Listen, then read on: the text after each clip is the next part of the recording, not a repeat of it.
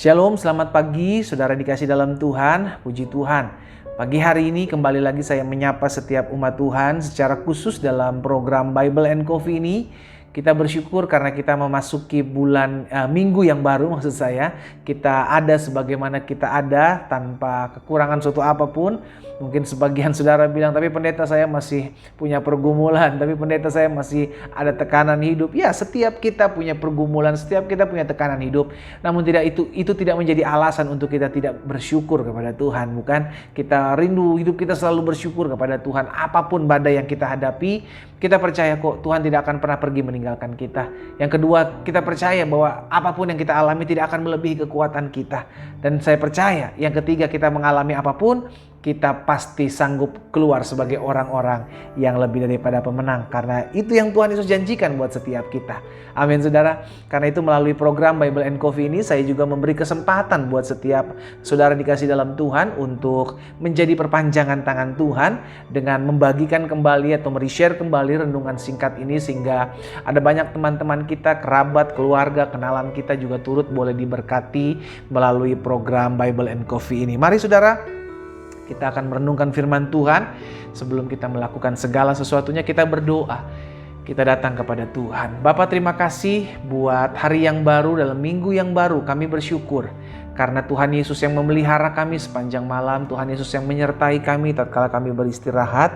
Sehingga di pagi hari ini kami boleh bangun dengan tidak kekurangan suatu apapun. Hamba berdoa sehingga firman yang pagi hari ini kami dengar, kami renungkan bersama-sama, boleh mendapat tempat di hati kami.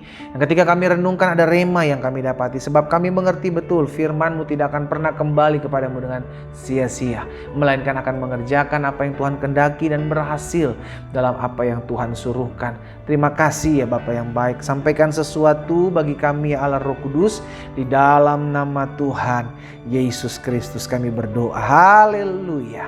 Amin, amin, amin. Puji Tuhan.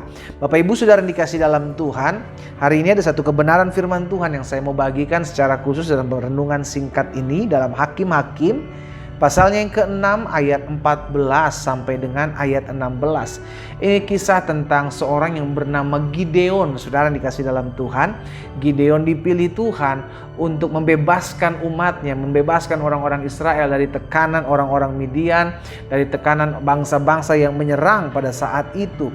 Nah, perkataan ini adalah perkataan firman Tuhan kepada Gideon di pasal yang ke-6 ayat 14 sampai dengan ayat 16 dalam kitab Hakim-Hakim.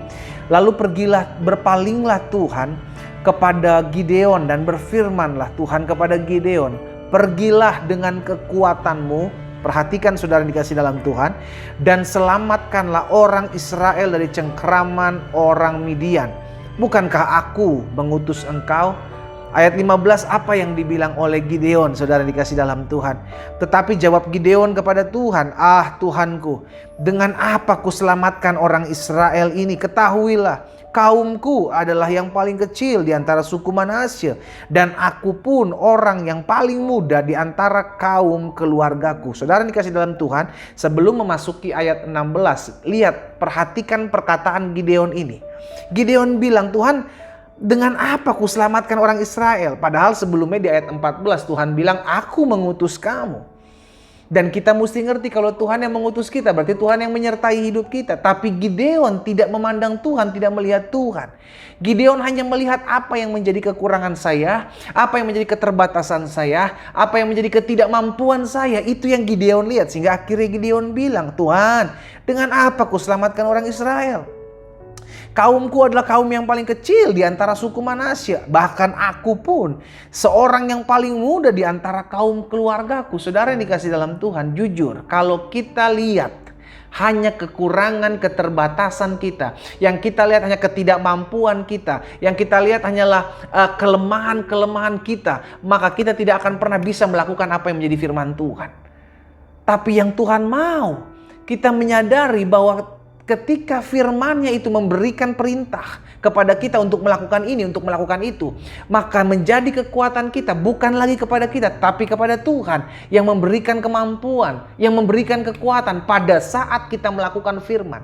Maka tidak sedikit kita dengar dari perkataan anak-anak Tuhan, orang-orang Kristen, aduh susah pendeta untuk mengampuni, aduh gak bisa pendeta, dia terlalu jahat, terlalu kejam dalam kehidupan saya. Yang dilihat hanya kemampuan dirinya. Dia lupa kalau Tuhan yang memberikan perintah, maka Tuhan juga yang akan memampukannya. Amin saudara. Nah hari ini kita belajar dari Gideon. Akhirnya firman Tuhan bilang begini sama Gideon saudara. Ayat 16. Berfirmanlah Tuhan kepadanya, tetapi akulah yang menyertai engkau. Sebab itu engkau akan memukul kala orang Midian itu sampai habis. Saudara dikasih dalam Tuhan, bukan karena kita. Sama-sama bilang sama saya, bukan karena saya Tuhan, tapi karena Tuhan. Kalau Tuhan yang berfirman kepada saya, maka saya lakukan. Kekuatan saya itu berasal daripada Tuhan. Makanya Rasul Paulus jelas bilang, kesanggupanku ialah pekerjaan Tuhan.